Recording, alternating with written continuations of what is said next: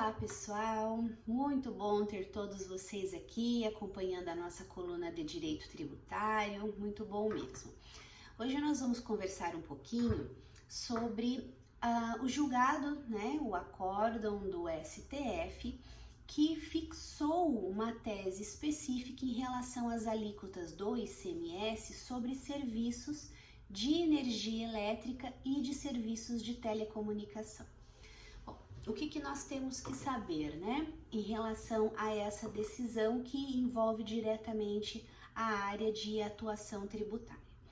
Essa decisão do STF, ela julgou inconstitucional, a fixação da alíquota de ICMS sobre serviços de energia elétrica e serviços de telecomunicações em patamar superior à alíquota cobrada sobre as operações em geral, que em média 17%, E fixou uma modulação, estabeleceu-se uma modulação para que essa decisão surta efeitos a partir de 2024. Veja bem, a decisão é de 2021, partindo para uma modulação de efeitos, para surtir os efeitos dessa decisão a partir de 2024.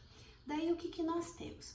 Esse recurso extraordinário, 714.139, ele foi analisado em repercussão geral, é o tema 745 do STF e, de fato, a Corte acabou reconhecendo o direito de um contribuinte, de Santa Catarina, em pagar o ICMS sobre o patamar da alíquota de 17%, que seria a alíquota máxima aplicada, sobre os produtos em geral e as prestações de serviço em geral. E pelo fato de estar em repercussão geral, essa decisão vai ser replicada em todo o país, havendo então uma fixação desta tese sobre a ilegalidade, sobre a inconstitucionalidade das alíquotas praticadas hoje pelos estados, que, como eu disse, vão em patamar de 27% a 29%. E qual que é o objetivo? Qual que é o mérito? O que nós podemos dizer sobre o mérito dessa decisão? Bom, apesar de que a gente precisa levar em consideração aqui uma questão de direito material, que é o princípio da seletividade, é o princípio da essencialidade dos produtos, em matéria tributária. O que isso quer dizer? Nós temos um princípio aplicado em direito tributário, e isso vale para tudo, que diz o seguinte: a partir do momento que eu tenho um produto mais importante, um produto essencial em relação ao outro, que seria supérfluo, então esse essencial precisa ter uma alíquota de ICMS menor ou uma alíquota de IPI menor do que aquele, por outro lado, que é considerado um produto, um serviço supérfluo, então eu posso ter a aplicação de uma alíquota maior. Por exemplo, em relação aos serviços de telefonia, serviços de energia elétrica, combustíveis, vejam, alimentos, principalmente aqueles da cesta básica, vejam, são produtos essenciais. Hoje em dia, quem é que não tem um telefone? Hoje em dia, quem é que não usa o combustível? Ou quem é que ainda vive à luz de velas, à base de vela? Não, são produtos essenciais que têm um caráter coletivo. Todo mundo se utiliza desses produtos. A partir do momento que esses produtos são essenciais, eles obrigatoriamente, em atenção ao princípio da essencialidade, da seletividade, eu preciso então aplicar uma alíquota menor. Quando nós estamos falando de ICMS, as maiores alíquotas são aquelas aplicadas aos combustíveis, a energia elétrica e a telecomunicação. Pois bem, uma subversão desse princípio tributário.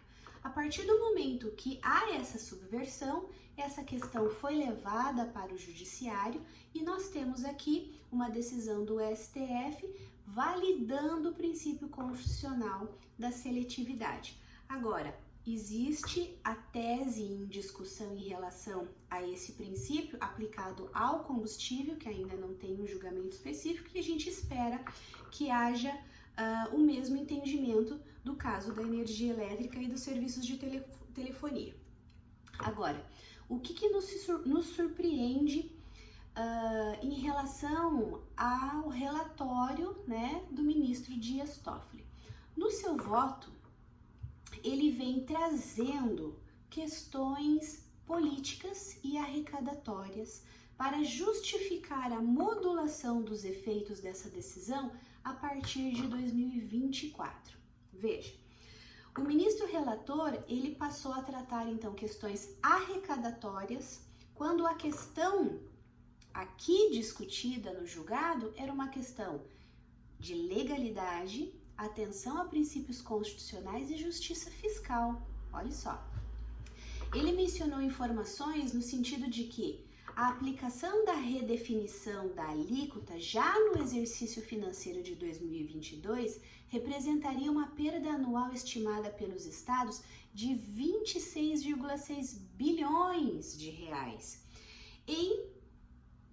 Então, discricionariamente, né, os ministros acharam melhor definir que a decisão passasse a vigorar, né, a surtir os seus efeitos a partir de 2024, primeiro exercício financeiro exercido pelo próximo plano plurianual de cada unidade federada. Assim, os impactos dessa decisão nas contas públicas seriam amenizados, né, dentro de um prazo adequado.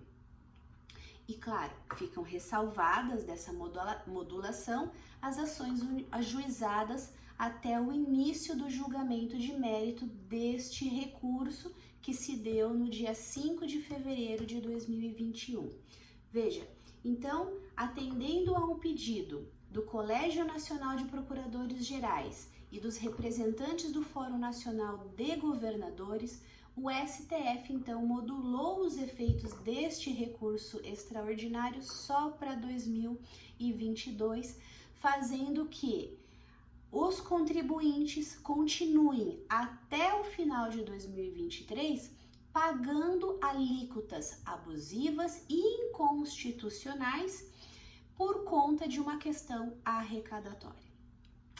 Isso que eu queria trazer aqui para vocês. Fiquem aí com os seus posicionamentos, concluam as suas decisões a respeito desses posicionamentos, né, da nossa Corte Suprema, e eu espero vocês para a gente conversar mais um pouquinho de direito tributário na semana que vem, tá bom? Um abraço, fique com Deus e até a próxima!